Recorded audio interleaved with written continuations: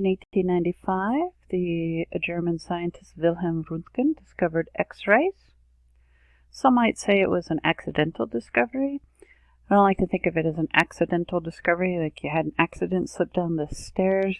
It's more in the line of what we would say a serendipitous discovery, in that he was actively pursuing experiments, and as a result of one of the experiments he was doing, he discovered and came upon X-rays. This is a rather grainy photo of the laboratory of Roentgen in Germany. The experiment he was conducting, he had a glass container where inside he had placed a piece of metal, and there were electrical connections on the outside of the tube that he could pass electricity through the metal and see how this might affect the metal.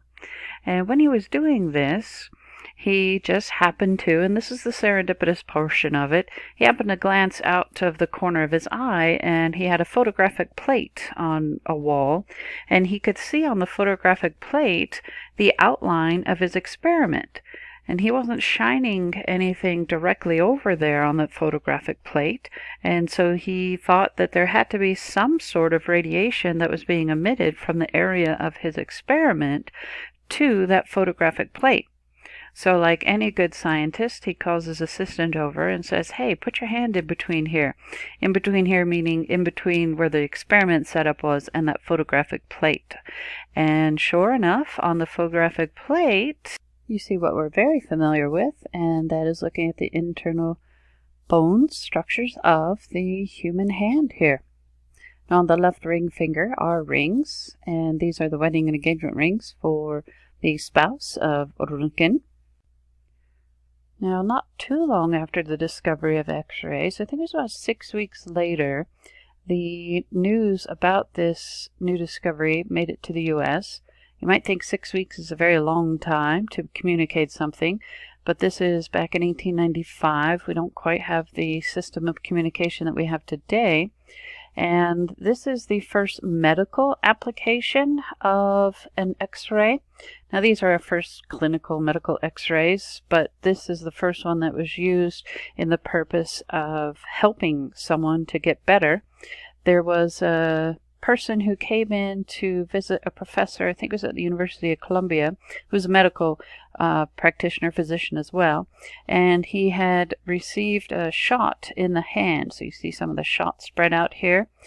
Normally in 1895, the doctors would try and remove as much of the shot as they could and let it heal, hope not gangrene infection, lose any limb, but this X-ray technology was a thought that this professor realized could be a good application, and so he was able to remove a lot more of the shot and reduce the chance of infection and potential loss of fingers and hand. And ever since then, the term X-ray has been pretty synonymous with medical imaging. There's a name graphic in honor of Roentgen. You can see right here the left ring finger. A Google Doodle 1 year.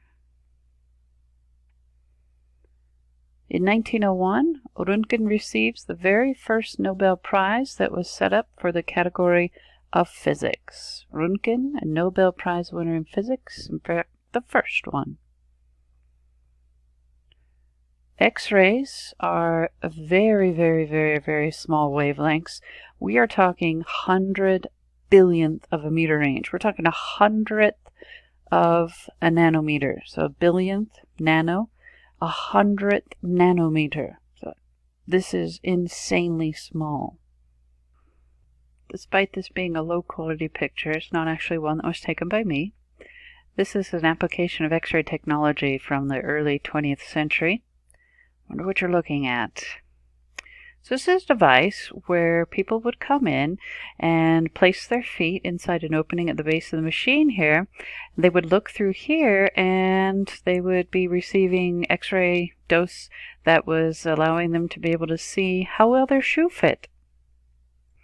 I don't know about you, but myself, I just tend to put my foot in, walk around, see if it's going to work okay.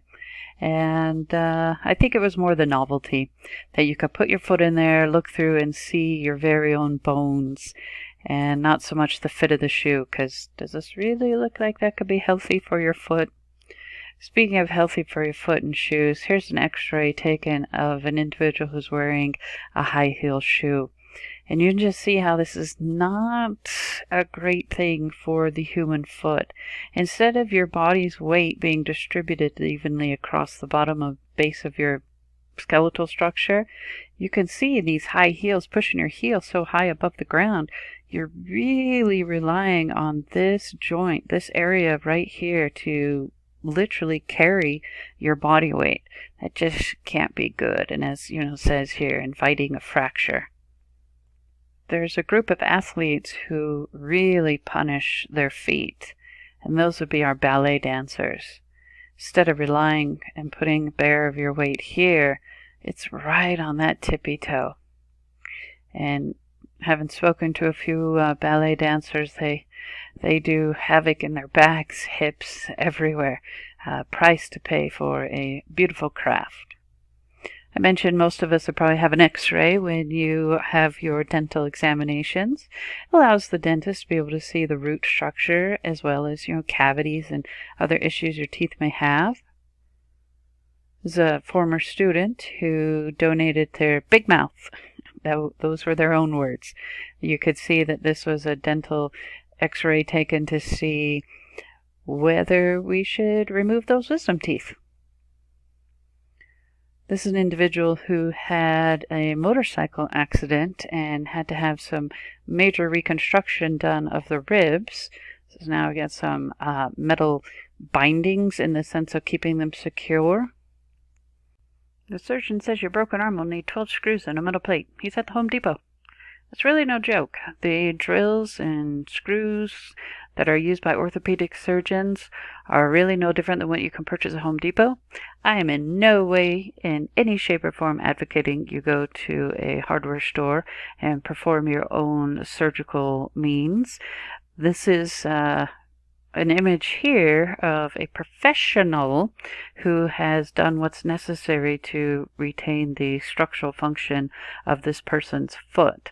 The drills and stuff are not dissimilar from what we would use in home repair and things. They are medical grade, and obviously they are sterilized and contained in plastic material to keep them sterile during surgeries.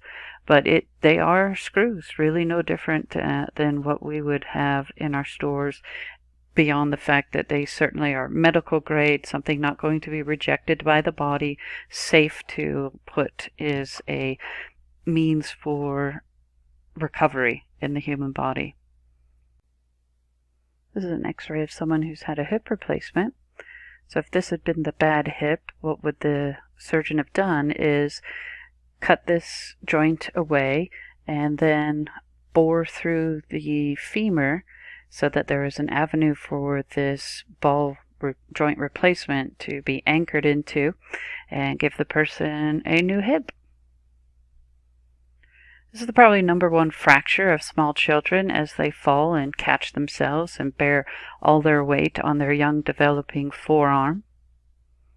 So the ulna and the radius being fractured here. This is an X-ray of a colleague of mine who was cycling in Moab, took a bit of a tumble, and broke their collarbone, their clavicle here. So this is the broken shard here. I'll zoom in on the owie. I may not be a cyclist or a motorcyclist, but we all probably spend a great deal of time looking at our phone, which is causing many in the medical profession to be concerned about what's being dubbed text neck. You see this extreme curvature in the spines of individuals. Of course, perspective. How convenient for the world of vampires, perhaps. Today we have a Snapchat, 2 Tinders, and a Candy Crush relapse. But be careful about your neck. You want to do good daily stretches of your neck and shoulders so that you aren't going to develop those text necks. We can also use X-rays to do confirmation and diagnosis of various diseases like pneumonia. You can have an X-ray of organs that are going to show up darker on an X-ray. And anytime you see white in an X-ray area where you're not expecting to see white of bones, it's generally not good. This is, you can read here, normal lung compared to a lung that has cancer. This allows us to see if a person is being able to swallow effectively. And there you go. We can put this on a little loop that you could probably watch for 45 minutes. You can check on live functioning of the body, ensure everything's working as it should. Question you maybe haven't pondered before, but now you'll go, do penguins have knees? They do. They just happen to be internally placed rather than us bipeds who have our knees located on the outside.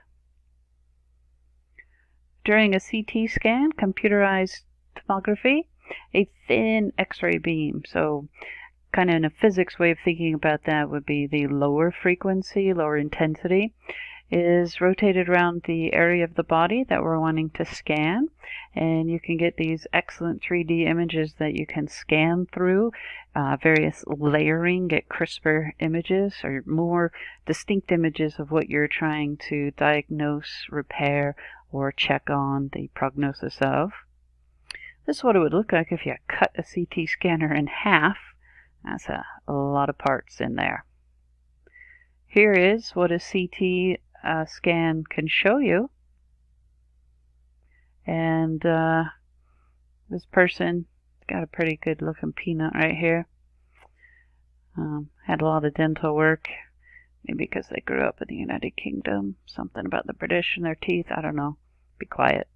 But that is my skull you're looking at. The reason they were looking at my skull is because when I was a child, about 10, I don't know what I was doing. I was out in the outfield. So I was a 10-year-old in the outfield. You know, you're not so great. And the coach in practice warm-ups pops a fly out to me.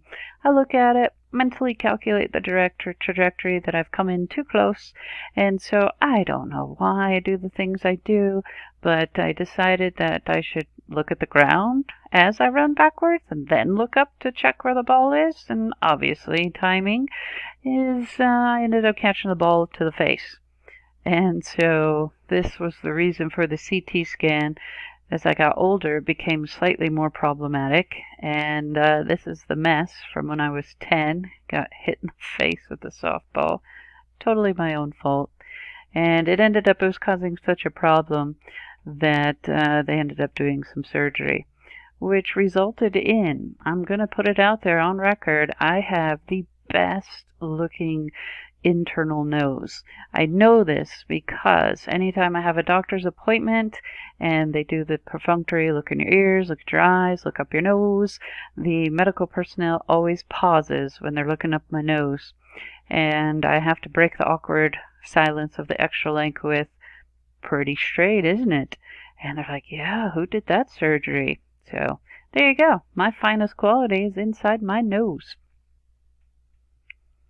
Here's an X-ray of my back, where apparently I need to work on my posture and improve to be much better, which, yeah, that's pretty obvious without the X-ray.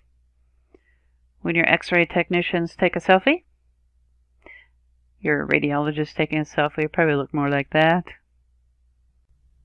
An application of X-ray radiation not tied directly into the medical field is using X-rays with the Transportation Security Administration, TSA, at airports.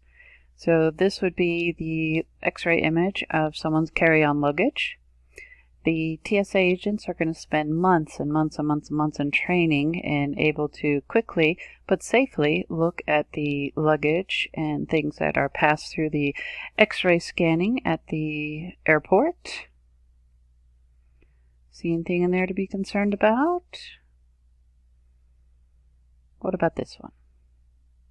Now, we took some very obvious images from the TSA website here. It's much more goes into the training for months and months than just going safe, not safe.